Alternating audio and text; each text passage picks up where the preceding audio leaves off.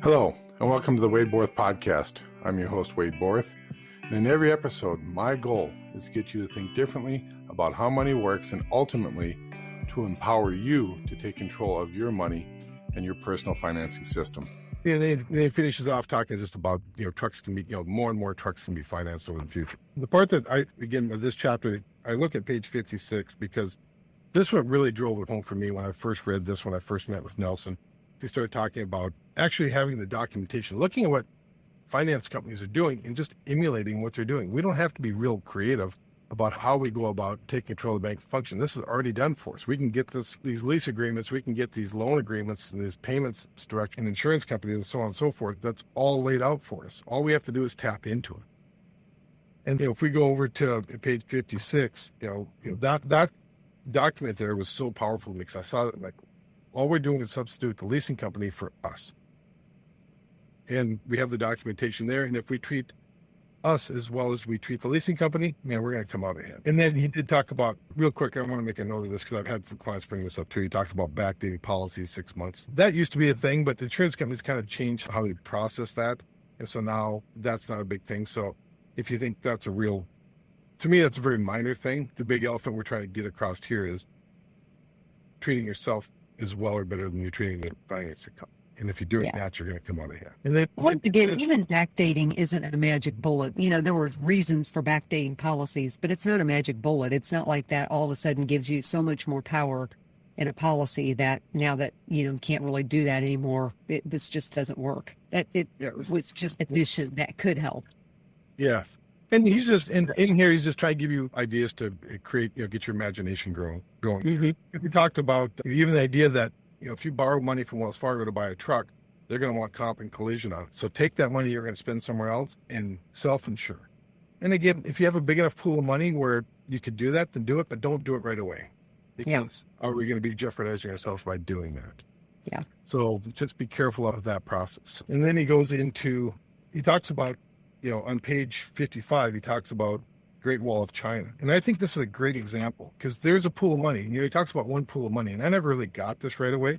He says there's one pool of money. And so who's controlling access to that? That's all he's talking about. And if there's a middleman, which is the leasing company, the financing company, the bank, then why not eliminate them and go directly to where that pool of money is at? And that's the life insurance company. They have this huge pool of money. They lend out to all kinds of different people. Why aren't you one of them and just doing the same thing that the banking system is doing and making profits doing it? So again, that's on page 55, and it's just an interesting read because that is pretty interesting as far as that goes. And just to kind of wrap it up here, Nicole, did you have anything else you had from page 57? Nope, I don't think so. One other thing, it talks about who should own the policies. Individually, I'm a firm believer in owning the policies, not having my company or business own the policies. That way I can lend them money or I can lease them, buy the equipment and lease it back to the company so the company can get a deduction. That's a whole tax strategy that you're going to have to have a conversation with your CPA or your tax preparer. That's something where we want to get into, but it's just, again, using these ideas to kind of get your imagination flowing. And that's the real key. So he does give some examples and some ideas. And again, it goes back to one of the last pages, he'll get into page 58 where he's talking about the actual interest, not really being interest, real premium going back to your policy. That's the real key. Yeah, he also does talk at the end of this, the addendum about, the original was illustrations were around older numbers and that those numbers they're not the same as what they are. And this was written in 2000. So it's definitely changed since 2000 with interest rates being much lower. But his point in here is that you can't control that, and that you would have to put more capital in to achieve the same result. So the point is just that it's a timeless concept. It's not really about the interest rates or the individual situation that's happening right now. Yeah, I would agree that, it's more about the imagination. It's about the thought process, not about the interest, because he goes right there at the end of the addendum. He says, this is an exercise in imagination, logic, reason, and prophecy. Yeah. And so many people want to get into these numbers and they want to create exactly what he's done here. But it's almost impossible to create exactly what Nelson did. It is impossible because it was 22, 24 years ago that he created this. Yeah. How do we recreate something from 24 years ago in an environment that's not 24 years ago? So it is a thought process that we have to get people to understand. It is about the numbers, but it's not solely about the numbers. It's about He uses this, and again, the way his illustrations were laid out were just to isolate just one small piece. And people took him very literally. And, he mentions that here in the addendum too, that people took it very literally. So he had to kind of back that off and say, I was just trying to get you to get the imagination flowing. And then you can see how it's used. And then why would you want to limit yourself to just one system, just to one transaction, when we can do it on multiple transactions? Yeah. And if you're going to do it on multiple transactions, then why would you want to stop financing your system? It's kind of really what he was saying. Yep. Because I think it's halfway through the first paragraph, it says, most companies are down to diminish the results. Okay, this is true, but I'm afraid that these folks have missed the main point of creating their own banking system. A system consists of many life insurance policies, and the numbers of years that each policy is capitalized must increase when interest rates go down. What he's saying is, like, just don't fund it for the 4 years. Fund it forever. If I could put in $1 and get $1, 5 cents back out of it eventually down the road, why would I want to stop putting in the $1? Right.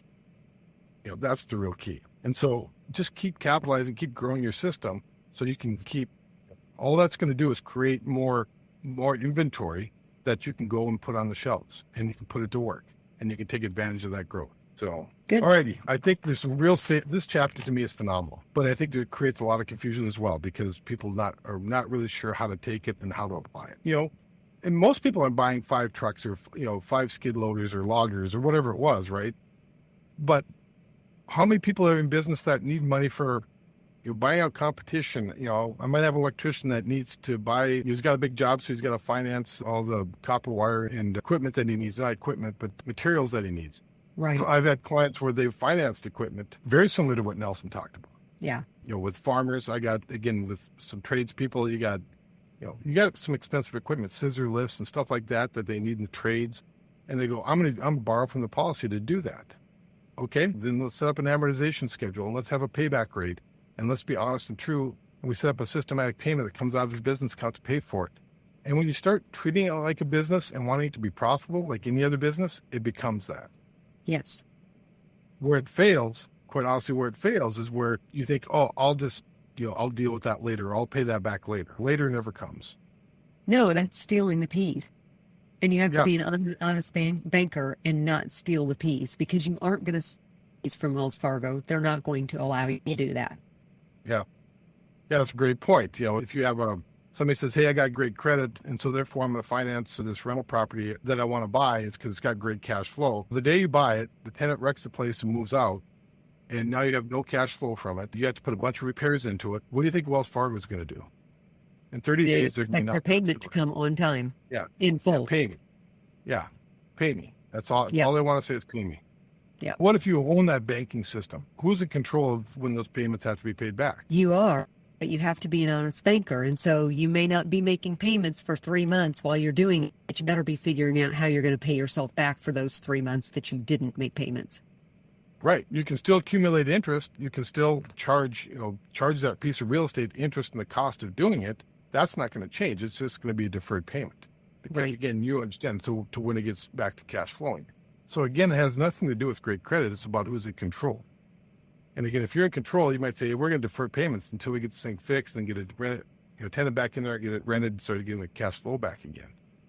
But when you're being controlled, again, playing on Wells Fargo's field, they're going to tell you that in 30 days, we want a payment. In the next 30 days, we want a payment. We don't care that you don't have cash flow. That's not their concern.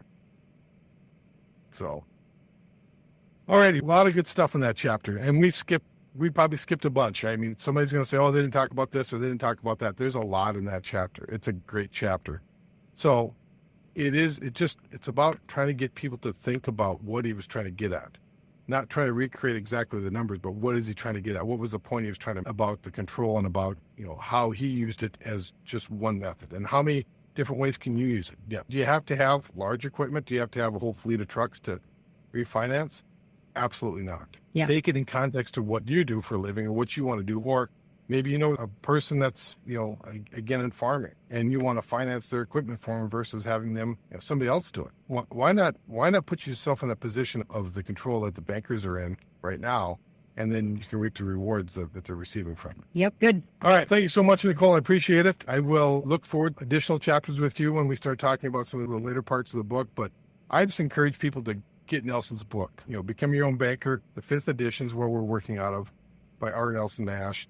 It talks about how to take control of the banking function in life. And it's just really about this function in our lives that we're willing to give up. And this is the scary part. We're willing to give up without any fight whatsoever. And it can be one of the most profitable passive income sources that we ever have. But we're not willing to educate ourselves a little bit, to understand, to think a little bit in order to take control of that. And I think if we do that, that will free so many people from the bondage of owing money to somebody else. Thank you, Wade. I appreciate your time today. Yeah, thank you so much. I appreciate it. Bye-bye. Bye. If you're enjoying this podcast or know anyone else that might be interested, please be sure to hit the subscribe button and please leave a review. This will help this podcast reach and help more people by ranking higher in searches and ultimately help more people get out of financial bondage. And don't be afraid to share this podcast with your friends and family, as we can be easily found on Apple Podcasts and Spotify.